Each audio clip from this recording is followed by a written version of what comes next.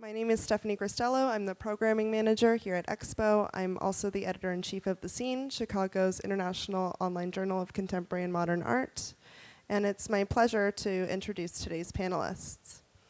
Bad at Sports, fronted by Duncan MacKenzie, is a forum on multiple platforms, known for their weekly podcasts, and he will be in conversation with Alfredo Cramerotti, the 2015 EXPO video curator, and artists Malerie, Marder, and Cauleen Smith. EXPO Video is located at the northwest end of Festival Hall, and if you have not yet viewed the films, we certainly encourage you to do so. It's an excellent program. Please join me in welcoming our panelists and in wishing Bad at Sports a very special 10-year anniversary. Thank you. Thank you, and I think that on behalf of the panel, I would like to thank EXPO Chicago for having us all. Thank you. Thank you. So Stephanie introduced us all, so I'm going to kind of skip that a little and jump right into the meat of the matter, and point to you, Alfredo, and ask about how you set about curating the EXPO Video space. Yes, that's a very straight question.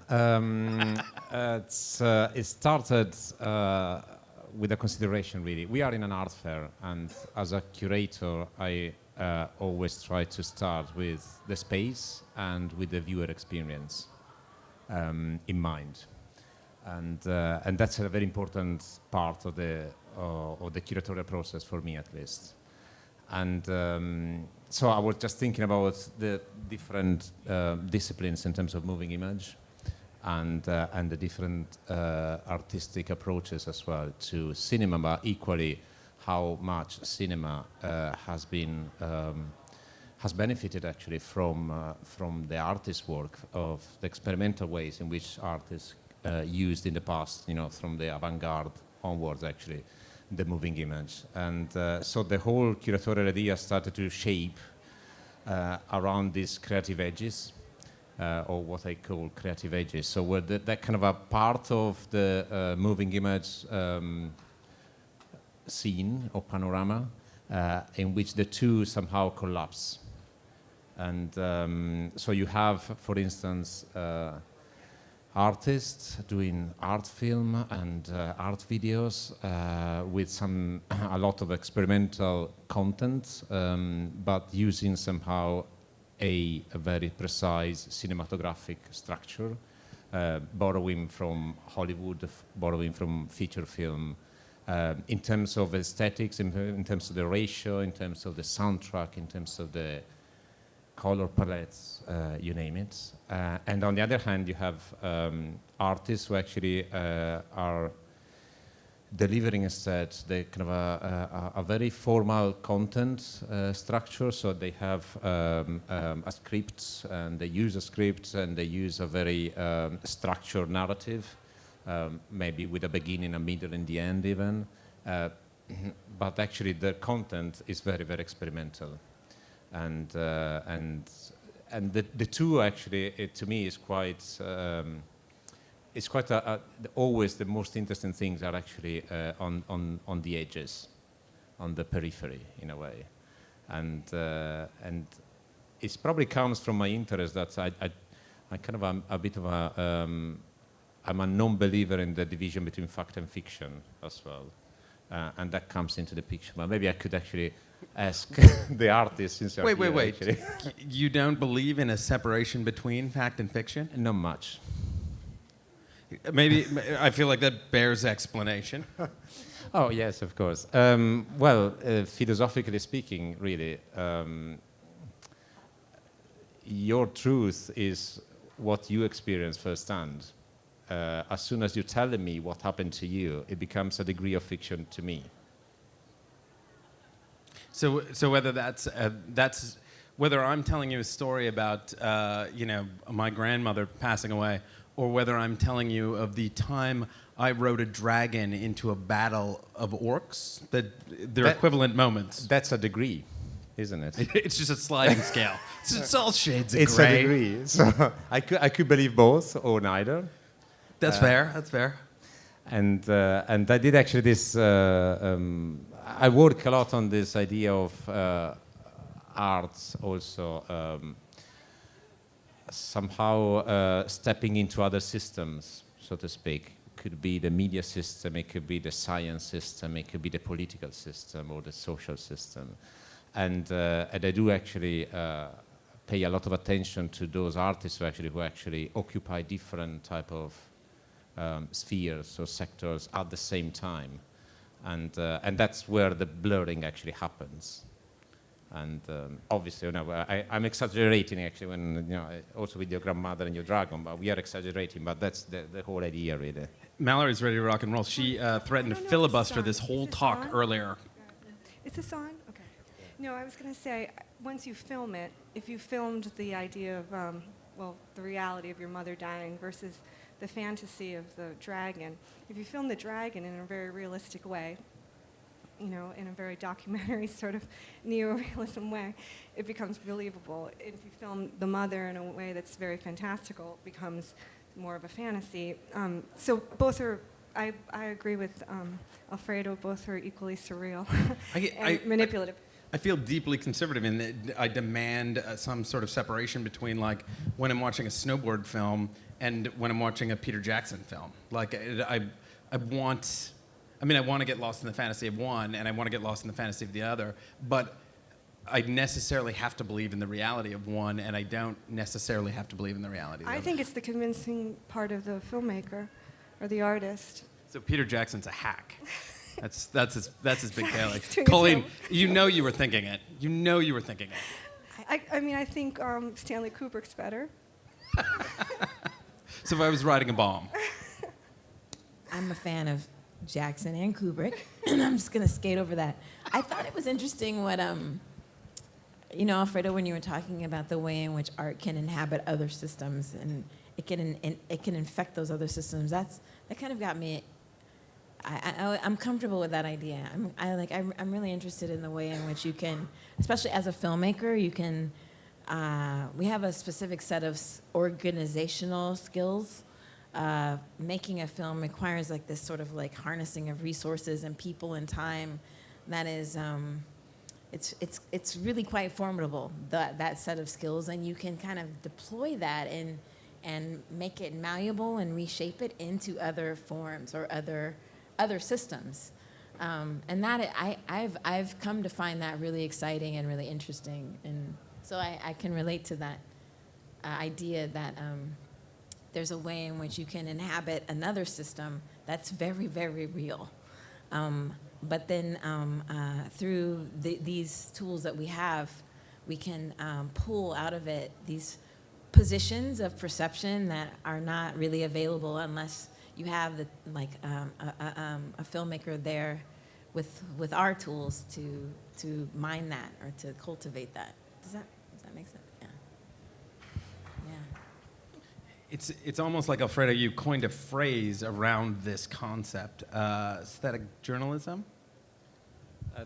That's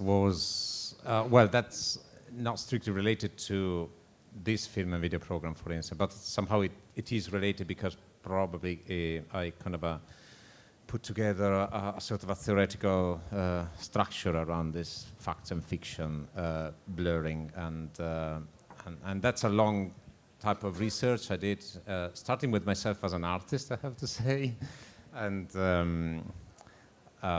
more than 10 years ago, really. And when I did a piece of, I did a video. I got one of the classical commission you have as an artist, in which someone asking you to, for instance, make a piece about the bridge in Istanbul connecting Asia and Europe.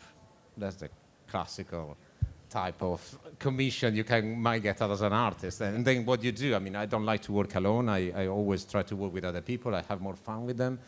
And so I invited another person. We went to Istanbul. We discovered there's not one bridge. There were 2 bridges. Now there are 3 connecting Asia and Europe. And you do talk with people. You take images and footage and photography and documentation. You come back and we presented an audio installation in an exhibition in Berlin and a video installation in another one in Copenhagen, and they went really well.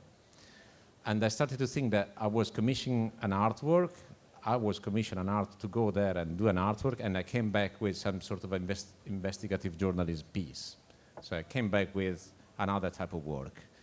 And I started to think about why I was doing this one, and I realized that I wasn't the only one. Actually, there is a lot of artists actually borrowing, journalistic methodology or whatever, or even scientific methodology into their work. So that's kicked off a whole research about the idea of art and information systems somehow, and journalism and media communication. That ended up in a book, and then a biennial, and another exhibition, and da-da-da. And that's, yes, has informed a lot of other curatorial projects I did, actually. Possibly this one too, although maybe not consciously, but this idea of creative edge, for instance, it might come pretty much from there. So Cauleen, maybe you can tell us about your film in Expo Video for those of us who have not managed to get over there. The film is called Remote Viewing, and it's a reenactment of a story that I actually heard on StoryCorps, NPR's radio show. And then it comes on really early in the morning, as you know, and it's my alarm clock. And so this particular story was inhabiting my dreams because I wasn't waking up, even though the radio was playing. It's a story of the memory of a man. As a boy, he watched the schoolhouse that he attended. He watched people bury it underground, like literally dig a hole and bury the schoolhouse that he attended underground. And as he was telling the story, in my sleep, in my dream, I'm watching it.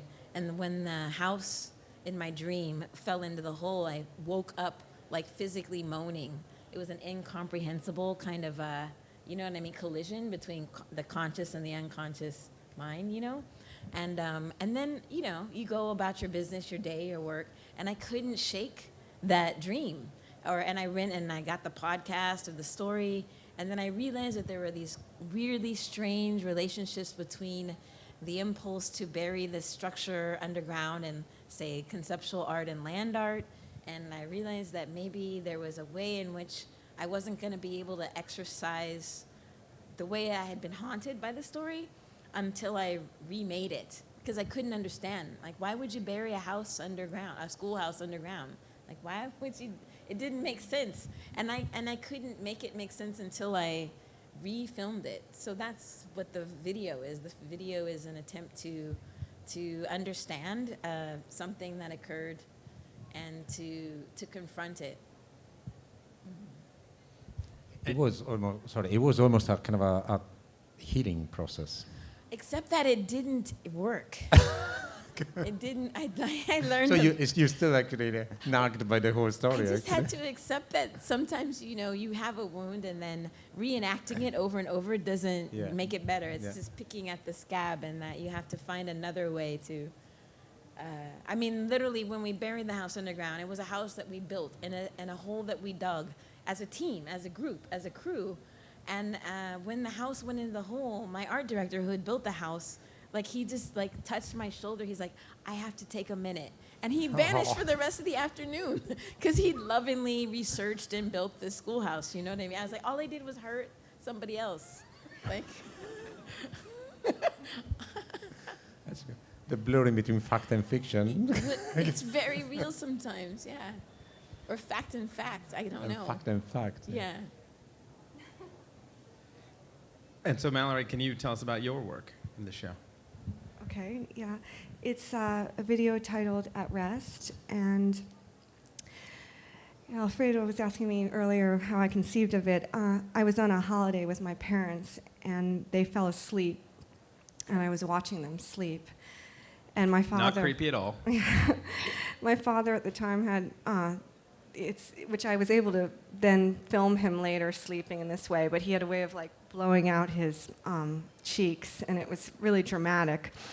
And my mother, she was in such a deep sleep that half her eyelid was exposed, half the ball of her eye, and it was a bit creepy. And I was thinking about just how there was a lot happening, even though this was nothing happening.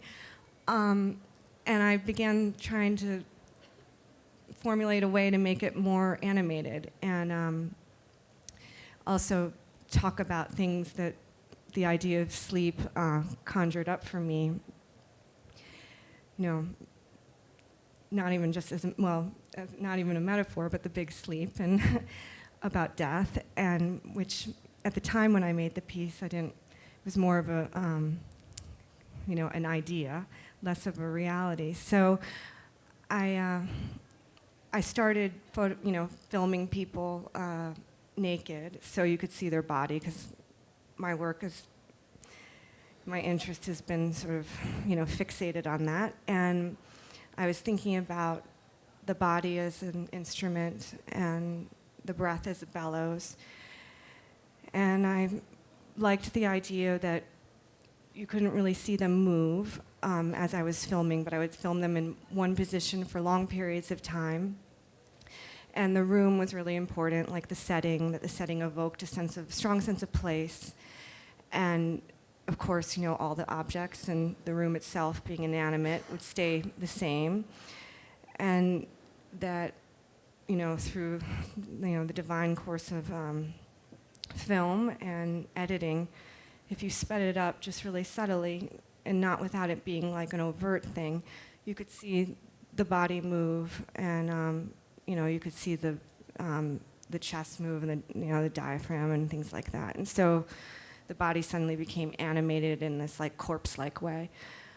Then there was a bit of an, I don't want to use the word existential, but let's just use the word existential because I can't think of another word. Just how we edited out our own mortality day to day, all the time. Sleep is an escape from whatever day that you're having, that I need to rest, I need to get to sleep.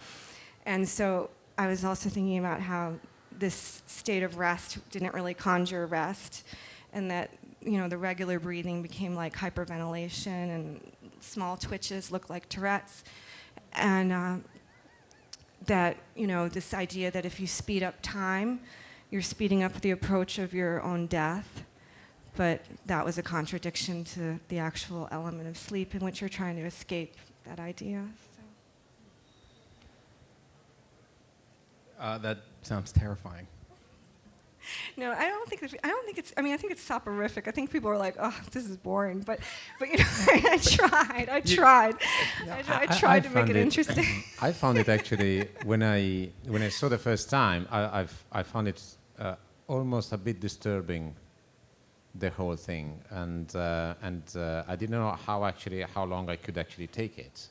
And then I went through it and I took it all. And there was something that hooked me there. It's been that this kind of the body, and I was thinking about you making it, and the kind of the relations and the trust that went into those relations in order to make the film, for instance. I mean, unlike Cauleen's, which sounds like a real production and a real film, this wasn't. I mean, this was like ghetto productions and like one little camera. I was used to using like a big camera with like the like bellows that you pull out, and like the cape, and like the glass that seeing inverted and backward and all that stuff. And this was literally like one of those video cameras that you buy. I mean, it was good at the time, but you just press play, and so no lights, no nothing, no assistant, and it was good in the sense that you got the intimacy of the places and the people, and they really did fall asleep. So after like a bottle of wine. I like that approach. So I'm gonna get you drunk, get you naked, and then I'm gonna film you sleeping. Exactly. It was like, it was a little bit twisted. So many nights have ended that way for me. That sort of preoccupation with death actually sort of brings me back to Cauleen's idea of like burying that schoolhouse, and that kind of like the schoolhouse as a kind of center for a community, right? It's the center of the hopes and dreams for a community's future. And as you bury that community's future. Yes. I think the thing that was the thing about the story as this person remembered it, I couldn't quite understand that gesture, that response to, it was about desegregation. It was about, it actually was an epiphany living in Chicago now in terms of United States and migrations of black people into cities, how they or why they came. I didn't. It's the history is never really described in this way, which is sort of one of domestic terrorism, in which places that were faced with desegregation resisted, and they made it like unbearable for people to live. So they moved to cities in the north. That's what was occurring, and this burial of this house was a part of that resistance to integration. And so I was like, okay, I get it. You don't want to go to school with black people, okay. But to bury the house then becomes like it was just hard to understand, especially when at the same time, I'm trying to like school myself on art history, and I'm reading about Smithson and Heiser and like all these land art guys, and I'm like, oh, they just went in the desert and dug holes for fun and blew things up to see what would happen, and I'm like, that's interesting. I was confused about it, like this way of engaging the land, or like why you would do this. What's funner than digging a hole? And also, do you know how hard it is to dig a hole that deep and that big? It's really hard. There's all kinds of things under us on the ground, and it was luck that I got to film it because there happened to be a construction site that had been surveyed. But the process of trying to find a place to film this taught me a great deal about the force of will that this community would have had to have to, instead of burn the schoolhouse or just knock it over or just repurpose it. They didn't do any of those things. They buried it. And that's like and even in our effort to remake the film, and the expense and the time and the effort, it was like profoundly enlightening in terms of like sort of maybe the depth of the wounds of this country psychologically around race and whatnot. But that's actually, it's a good point, because to me it's also, it's quite a confusing piece. You don't really understand what is happening. Yeah, what's happening, make and there is this kind of epiphany when the church falls into the garden. You hear the bells, and they're quite loud actually. And it's almost like they really did it. Yeah. So it's quite. Yeah, it's. I mean, that confusion that you felt, I think, is still there in the viewer of your Absolutely. piece. But because it's so irrational, there's actually no way to comprehend it. Yeah.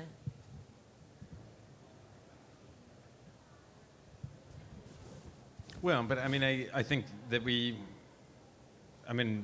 comprehend it as we close different schools throughout Chicago, through Chicago Public Schools, kind of ruthless demolishing of that part of our social fabric, right? It's a strange irony that this film has played more in the city of Chicago than anywhere else. Like, it plays all the time in little spaces and art spaces here at the EXPO years later. It's interesting that it has a strange kind of almost magnetic resonance to a city that has used education as such a weapon in terms of its urban planning, you know? Yeah. Well, it's scary, and I mean, I don't know, I can't help but sort of tie it into that question of sleep and death, and that kind of cycle of like sleep is supposed to regenerate us, and you were sort of looking at it as this sort of accelerated process towards death. But that's the same process we're talking about in terms of those communities in Chicago that are dealing with the end of their schoolings for children. Yeah. And I mean, right now, as we speak, there are people starving themselves to death to keep a particular high school open. So this is kind of intense, Malerie, just thinking about like stillness and slowness, because they're actually trying to slow down. Every time you see a press conference of these people who are on this hunger strike, they're in a different and a more decayed state.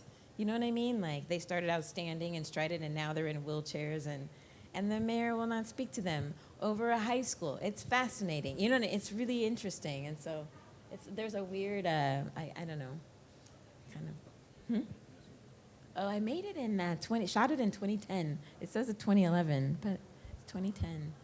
Yeah. But that's right before we started getting into this fight about closing schools.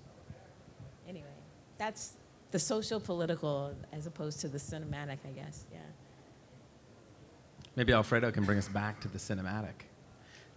So what else do we see in the program? What else ties into these questions around death, education, and the sides of things? Death and that's a big education. ask. No, I think the program it has 20 pieces, and they go from a minute and a half to 30 minutes, and it has a certain sequence and a certain structure in itself. The two screening rooms are two separate programs, and each of the pieces in the screening room are actually somehow talking to the one before or the one after, either in terms of content or style or aesthetics or artistic approach, for instance.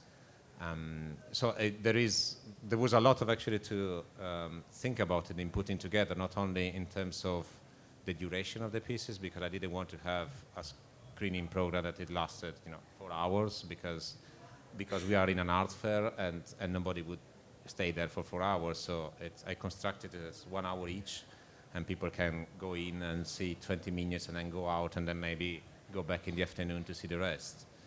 And then there are 4 pods as well, viewing pods outside the screening room, in which I placed videos and films who actually they kind of they require a bit of a different viewing experience, but they kind of the viewing experience, it has to be different somehow, because for instance one is totally silent as well, and the last 10 minutes is in a kind of a slow motion, and it wouldn't make sense to have it in between a screening room with other works. And there is the Fish and Vice, very ultra famous piece that it's the longest one is 30 minutes, but in that case you can even see it on TV that you're really hooked because you want to see what happened next. And so there are actually those 3, 4, 5 actually pieces where actually they are in the pods because they work better there actually rather than in a screening room context. And then we have also an app as a cinematic experience, and if you haven't tried it, I would invite you to try. It's a piece by Stan Douglas, which actually is a very cinematic piece.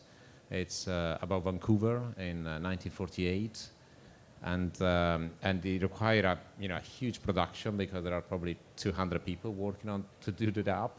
So it's actually a film in the format of an app, but the film is with a twist because you zoom into Vancouver, 2 different locations of Vancouver from an aerial point of view, and then you can, on your app, like on your smartphone or tablet, you can actually navigate those spaces in between the houses and through the doors and through up the stairs, downstairs, and you have a soundtrack bringing you a number of facts or fiction about those spaces, and they kind of bring you along, and then you can go back and go to the other one. So it's very much a sort of a noir type of film, but in the form of an app. And again, I wanted to explore a bit what is the moving image today as well, beyond actually this kind of a cinema and art film.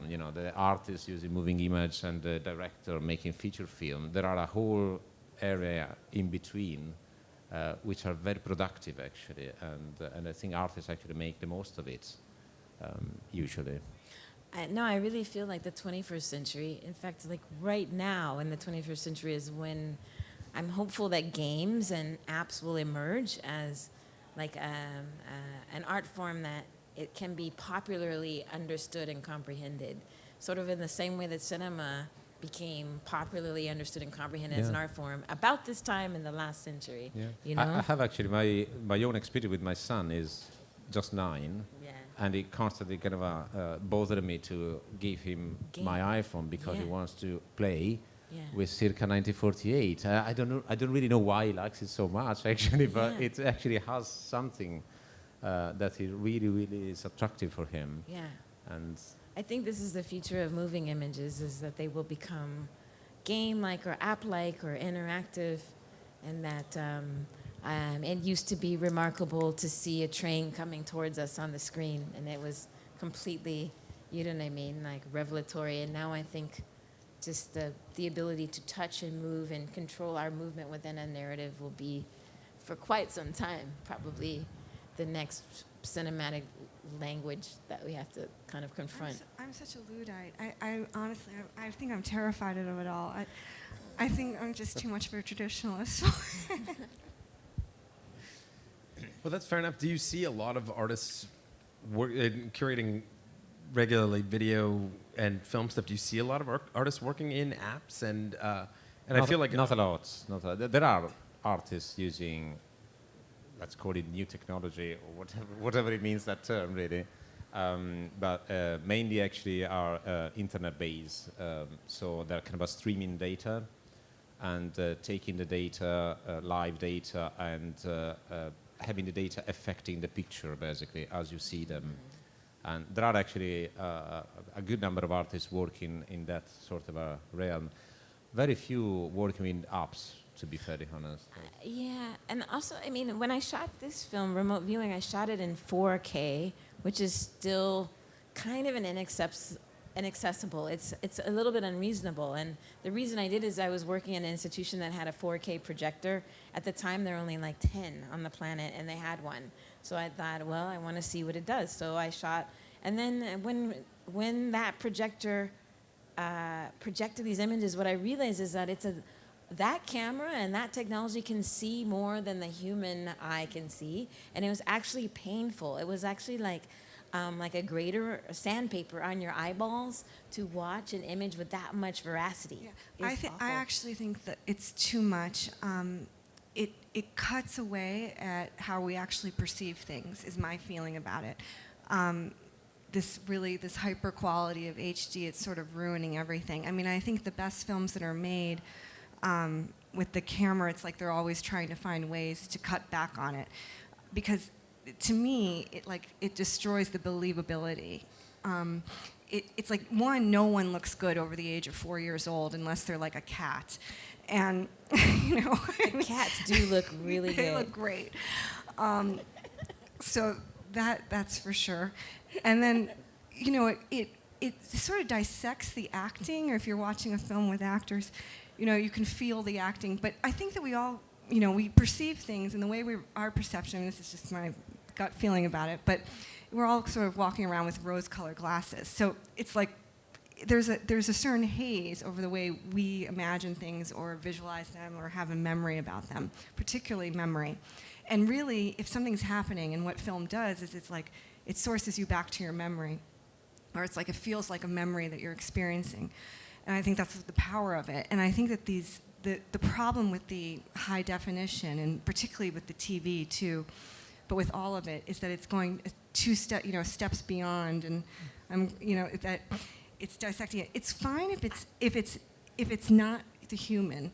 It's just a room, but I think it's simply just yeah. another medium. I think it's another way. It's another way of expression. I think the language that you're using to describe 4K is similar to the alienation we had to cinema before people figured out how to make it resonate with us, or how to make us have an experience with it that wasn't going into a carnival tent, putting a quarter in a machine, and watching a naked lady jump up and down.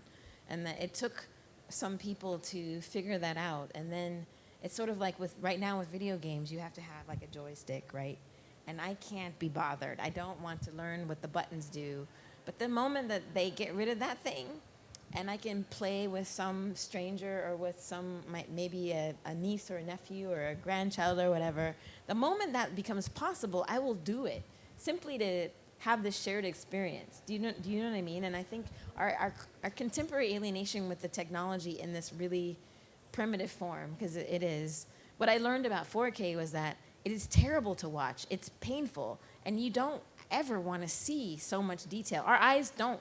The camera sees better than our eyes see, so there's no need for that. But that's what I mean. That it's, yeah. Once you figure out how to use that and say project onto that object there, the strength of the image, the projection is so powerful that it can turn that object there into something else. No, I think and objects look good. That becomes amazing. I mean, that means that I can just be standing here, and that ugly thing is now like a tribble from Star Trek. It's no longer that ugly thing. And we don't even know what it is to live in a world like that yet.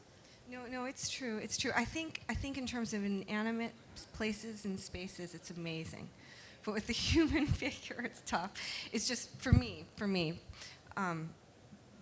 But maybe, I don't know, some people like that. Some people like that kind of dissection of something where it becomes not human looking. Yeah. Human are Yeah. still lo-fi in Yeah. a way. Yeah. I mean, yeah. I don't know. I think that's it's an interesting space because the poetic in your work requires us to kind of like slow down and kind of have that really direct experience and allows for that kind of dissection. But you would argue that you don't want it moving. Like No. We were just talking about, I think, if I'm following this right, just the quality of when the camera seems more than we do, and with these high-tech cameras. But that said, I've seen it done in ways where it's incredible. Like Drive is an incredible film. Looks beautiful. It's done with it's shot on video. It's not shot on film. The film Ex Machina, I think, was shot on video. Really well done. But I think in order to do it well, it takes a lot of finesse, a lot of thinking that goes into how to make it still be that kind of relatable, palatable thing that film does. But what if it's trying not to be a film? What if it becomes something else? Kind of the way that films don't try to be theater. Yeah. Kind of the way theater doesn't try to be storytelling around a campfire. Kind of the way campfire storytelling doesn't try to be sitting in a cave in the dark. Like, what if it's just trying to be something else? Yeah. No, I think it does become something else. I do. I agree with you. I mean, it's a different language. It's another way of convincing someone.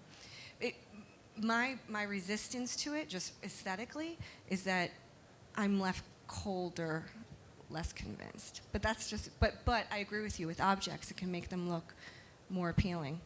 Yeah. I think I'm going to open the floor to questions.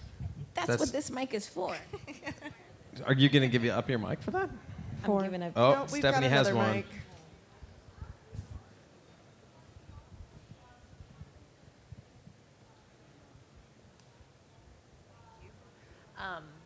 I think it's great that the two of you are up here talking because both your pieces were a couple of my favorite ones. And Malerie, your piece is more like meditative in a way and has this rhythm that you can kind of walk in and out of. You can walk in at any moment and understand what's going on and kind of just like get on that pace. But Cauleen, yours was so much, sorry, it's like hard to see me right now. Yours was so much dependent on the fact that you sit and watch for 13, 14 minutes before it got to that moment where the church begins, or the schoolhouse begins moving. And that moment is like so incredibly worth waiting to see. But even just a little while ago, I was rewatching it, and I was sitting, waiting there, and a couple of people just got up right before the schoolhouse was about to be pushed in, and because they were waiting, and they kind of thought, well, I guess nothing's going to happen. And I almost wanted to be like, don't go yet, like it's about to happen. But you know what, I didn't. But I was just wondering kind of how you feel about that bit of it, that duration, and how that relates to the viewer. Yeah, I designed the piece actually to be in an environment like this where people are walking, standing, in a hurry, on the go, with the assumption that they wouldn't wait, and that at any moment when they saw what was in the frame, that image would be what they saw, and that they wouldn't see everything. And like in terms of a historical conversation, that seemed to make sense. And then just if I could have like a quick follow-up on that, I think that's interesting that you said that too, because the scene is so bizarre looking. So at any moment that you do walk in, that alone like keeps me intrigued, just to try to piece together what's going on, like in the frame, in one still, you know. Is that because of the green screen thing? Yeah, I think it's partially the green screen and wondering those lights that almost look like it's a baseball field behind. Yeah. Wondering what's going on in this scene, where this is, not necessarily geographically, but like what type of space this is. Mm-hmm. And the green screen for sure, like is a huge, just like what is that about? Yeah. So part of the narrative of the Reverend Seawood, who's the man who told the story, was that their one-room schoolhouse was across the road from the White High School, which had a big football field with lights, stadium lights, and a stadium. And that they would sit on the roof of their schoolhouse to watch their football games. And when I was looking for a site to shoot this, I didn't care where it was as long as I could dig a hole. But it just so happened that the place that I could dig the hole was right next to a soccer field with these lights. So that became like this gift, like a narrative link to this story. Like the green screen was a way in which reenactment, for me, reenactment is tricky, right? You can be really romantic about it, or you can be really disturbingly clinical about it. I just wanted people to know that this was not happening, and that anything could be projected behind this scene at any time, because I feel like that, well, the gesture is extreme. We can maybe point to examples of it at any time. So a green screen now signifies a negative space, I think, in popular culture, and so that's kind of what it was. It was like a black hole behind the scene. Thank you. Who's next? I think the green screen is a space for possibility. Thank you. But black holes are definitely a space for possibility, I would say. We don't really know what goes on there. But yeah, thanks. Yeah, that's nice. I just had a question for Alfredo. In curating, what was special to you about the video with the hitting the 100,000 miles? Like, what struck you that separated that from like essentially an Instagram clip or a quick little YouTube video of like, hey, this is my friend Bob. He just put this up as for fun. Morgan Fisher piece. It struck me, actually, I think it's a beautiful piece, which is almost a seminar on Hitchcock in 15 minutes, in very abstract terms. And it's actually quite an unknown film of him, because it's not massively screened or projected.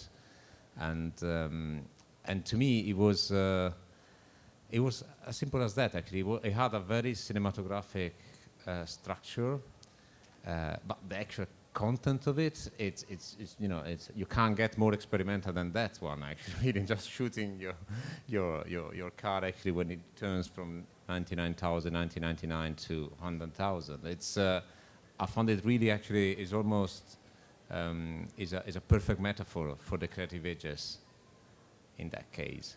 And it has this kind of a sense of expectation. It's building the momentum, and you have the sound, the voiceover of Morgan actually commenting on it, and he's commenting on a number really, but it keeps you there, and I found it extremely fascinating actually. So I was glad actually that he accepted actually to show it, and we went for it. Thank you. And it's your turn. If we have no more questions, we'll wrap it up. Oh. One more question.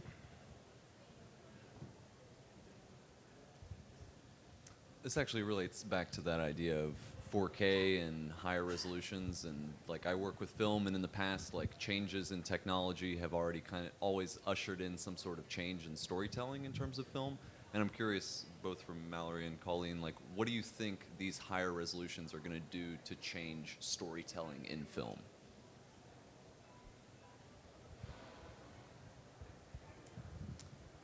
Well, I just think that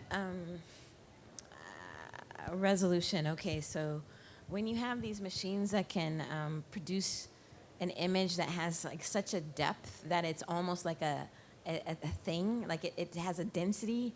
It's not like the flicker of film, which is literally a flicker, because it's literally one image after another, but it's like this constant, thick, like oily image that it's like, it's overwhelming. You know what I mean? Like, I don't know. My answer is I don't know. But what I like thinking about is like what's possible with an image like that can be controlled, and what happens when you introduce things like nanotechnology and little objects that can respond to information in light. And this is really boring and geeky. I apologize. But I think about like what could happen if you could enter a story, because the environment between the projections and all the molecules all around you will make something occur around you.